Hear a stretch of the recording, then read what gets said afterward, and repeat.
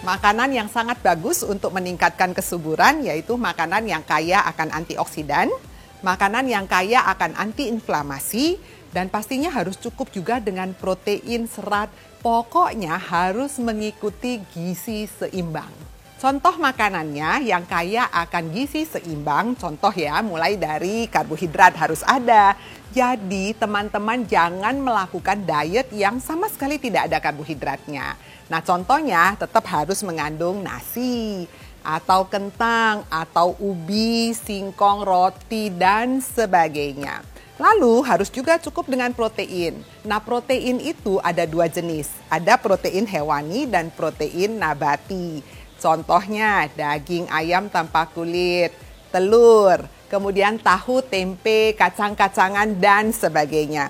Juga jangan lupa tambahkan sayur dan buah-buahan sebagai sumber serat, dan ternyata di dalam itu ada juga antioksidan. Kita tahu bahwa antioksidan itu sangat bagus sekali untuk ikut meningkatkan kesuburan.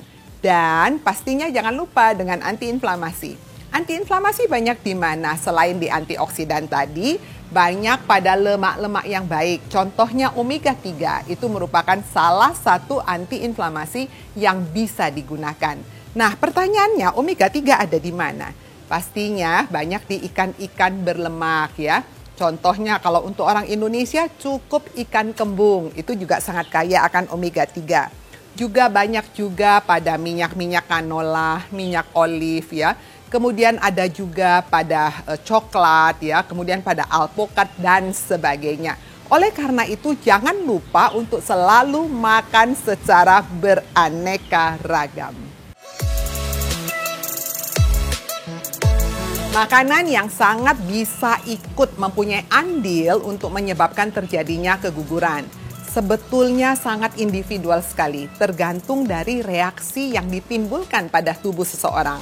Meskipun pada beberapa penelitian dikatakan yang pasti adalah risiko infeksi. Jadi, makanan-makanan yang tidak matang. Contohnya makanan-makanan yang tidak matang atau makanan yang mentah. Sering sekali kita lihat adanya seafood yang mentah atau daging-daging yang setengah matang atau telur yang setengah matang. Nah, itu sebaiknya dihindari karena ikut meningkatkan risiko terjadinya infeksi dari toksoplasmosis, listeria, dan kawan-kawannya yang akan ikut juga meningkatkan risiko terjadinya keguguran. Faktor yang kedua dari makanan adalah faktor-faktor yang memicu terjadinya reaksi alergi. Ya, kadang-kadang ada orang yang tidak cocok dengan nutrisi yang mengandung gluten. Gluten adalah protein dari gandum, atau bahkan tidak cocok dengan laktosa yang terkandung dalam susu, atau bahkan dengan kaseinnya. Jika memang ada alergi terhadap makanan tersebut, maka sebaiknya makanan tersebut dihindari.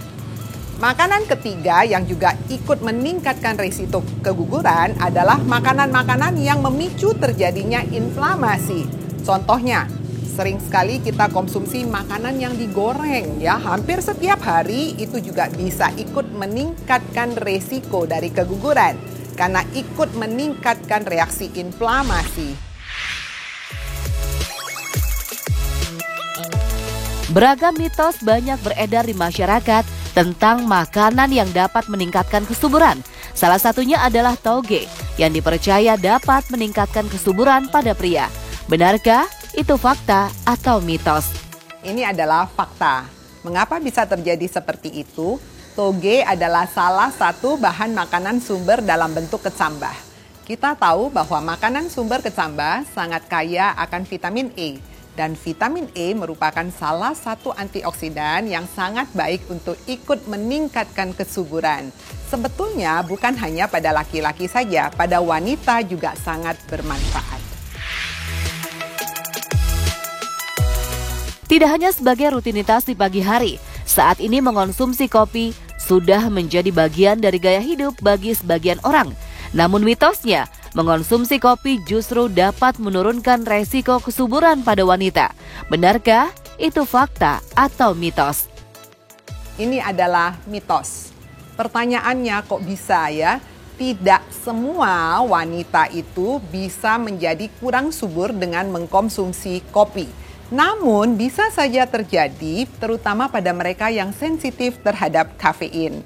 Oleh karena itu, jika ternyata Anda sensitif terhadap kafein, alangkah baiknya Anda batasin sumber-sumber kafein. Salah satunya adalah dari kopi.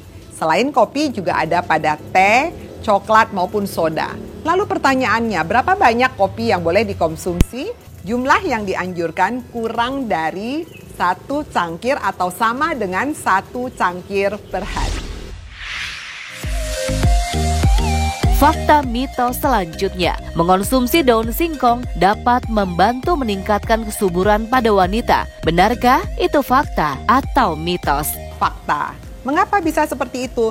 Daun singkong kaya akan asam folat. Jadi asam folat itu adalah salah satu materi yang dibutuhkan oleh tubuh kita, zat gizi yang dibutuhkan tubuh kita untuk ikut meningkatkan kesuburan. Dan ternyata asam folat itu banyak sekali terdapat pada daun-daunan yang warnanya hijau ya. Selain daun singkong, contohnya pada bayam, pada kangkung maupun pada daun katuk.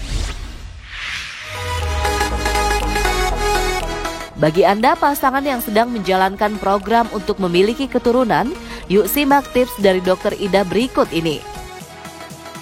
Ada beberapa tips yang bisa kita sampaikan buat pasangan muda yang ingin segera mempunyai momongan.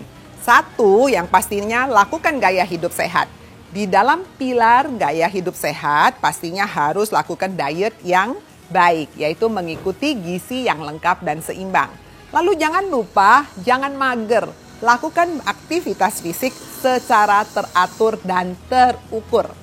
Kemudian lakukan pola hidup yang sehat, istirahat harus cukup, jangan minum alkohol, jangan tidur malam-malam, dan juga jangan stres, jangan merokok, hindari polusi, kurangin kemungkinan terjadinya polusi. Saya Dr. Ida Gunawan, Master Science, spesialis gizi klinik konsultan untuk hidup sehat.